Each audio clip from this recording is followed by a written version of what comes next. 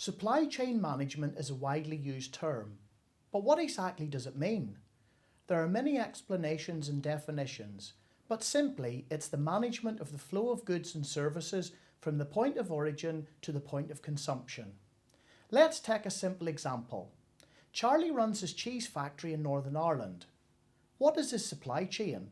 Where does the supply chain begin? In order to answer these two questions, we need to ask, what does Charlie need to make his cheese? We know that the basic ingredients for standard cheddar cheese are milk, water and sea salt. He also needs packaging and labels and transport to get the final product to his customers wherever they are based. In supply chain terms, Charlie's Cheddar is the producer or focal firm. Looking at the milk ingredient alone gives us an insight into Charlie's supply chain. His company gets a high percentage of its milk supplies from an organic dairy farmer in the Republic of Ireland.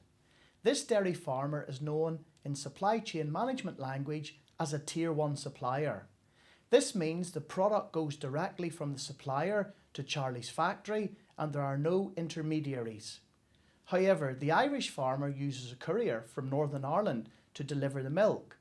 Therefore, this courier must cross the border twice on its way to the north. It crosses from Northern Ireland to the Republic of Ireland to collect the container of milk in Wexford. It then crosses back into Northern Ireland on its way to deliver the milk to Charlie's factory.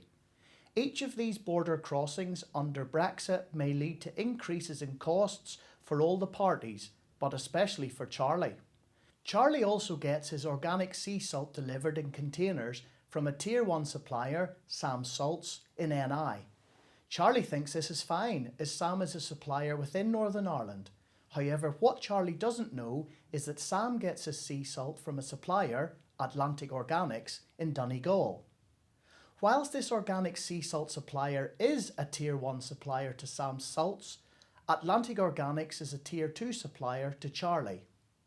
Therefore, if Sam Salts has issues under Brexit in accessing his supplies, this lack of supply chain visibility and knowledge by Charlie will have a direct impact on his costs and lead times, and even his ability to deliver to his customers.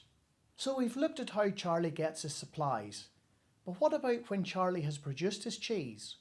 Once the cheese is made, Charlie hands the management of his warehousing, distribution and fulfilment to an Irish-based logistics company who transports the cheese to customers in NI and across Europe. Firms who manage logistics for another firm are known in supply chain terms as third-party logistics, or 3PL for short.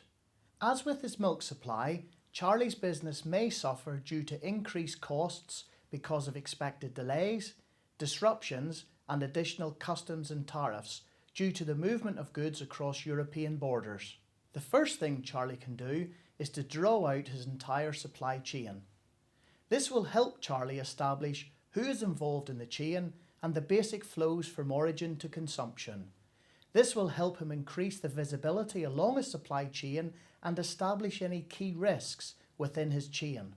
In Charlie's example, key risks may be delays of goods receipt or disruption along the supply chain due to customs checks and increased regulations.